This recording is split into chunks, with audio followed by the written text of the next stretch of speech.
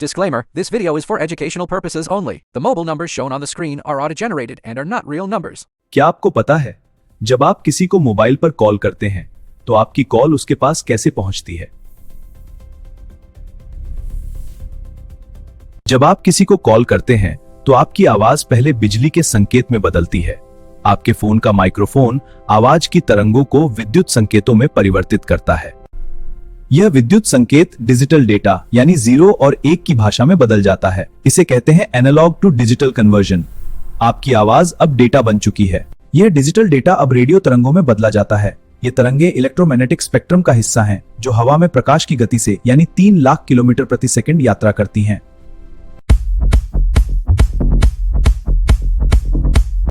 आपके फोन की एंटीना ये रेडियो तरंगे नजदीकी मोबाइल टॉवर, जिसे बीटीएस यानी बेस ट्रांसीवर स्टेशन कहते हैं, तक भेजती है। हर टॉवर लगभग 1 से 35 किलोमीटर के दायरे को कवर करता है। शहर को छोटे छोटे हेक्सागोनल जोन्स में बांटा जाता है, इसीलिए इसे सेल्यूलर नेटवर्क कहते हैं। हर जोन में एक टावर होता है और ये सब मिलकर एक वेब बनाते हैं।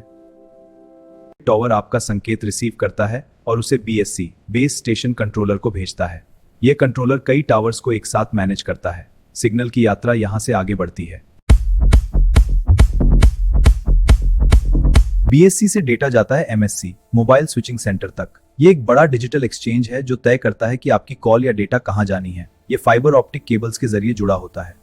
एमएससी पूरे देश के नेटवर्क से जुड़ा है।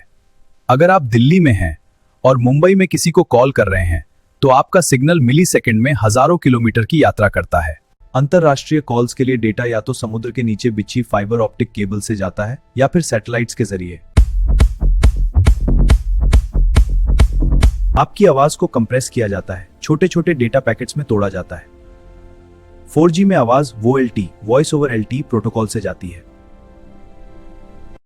हर डेटा पैकेट अलग अलग रास्ते से जा सकता है और डेस्टिनेशन पर सही क्रम में जुड़ जाता है।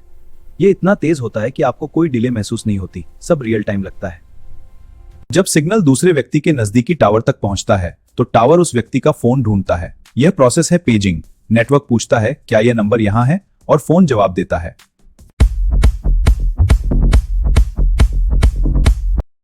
जब आप मैसेज भेजते हैं, चाहे एसएमएस हो या व्हाट्सएप, एसएमएस पुराने SS7 प्रोटोकॉल पर चलता है, जबकि व्हाट्सएप इंटरनेट डेटा पैकेट्स पर, जो ज्यादा तेज और सुरक्षित है।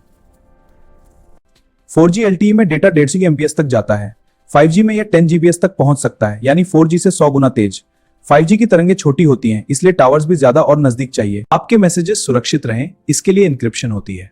WhatsApp end to end encryption use करता है, मतलब सिर्फ भेजने और पाने वाला ही मैसेज पढ़ सकता है, बीच में कोई नहीं। एक पल में दुनिया में 8 अरब से अधिक मोबाइल कनेक्शंस हैं। हर सेकंड लाखों कॉल्स, अरबों मैसेजेस और पेटाबाइट्स डेटा यात्रा कर रहा है। यह है आधुनिक दुनिया का अदृश्य ढांचा। आपकी एक कॉल की यात्रा, माइक्रोफोन, डिजिटल डेटा, रेडियो तरंग, BTS tower, BSc, MSc, fibre cable, दूसरा एमएससी, दूसरा टावर, दूसरा फोन, यह सब होता है 200 मिलीसेकंड से भी कम में।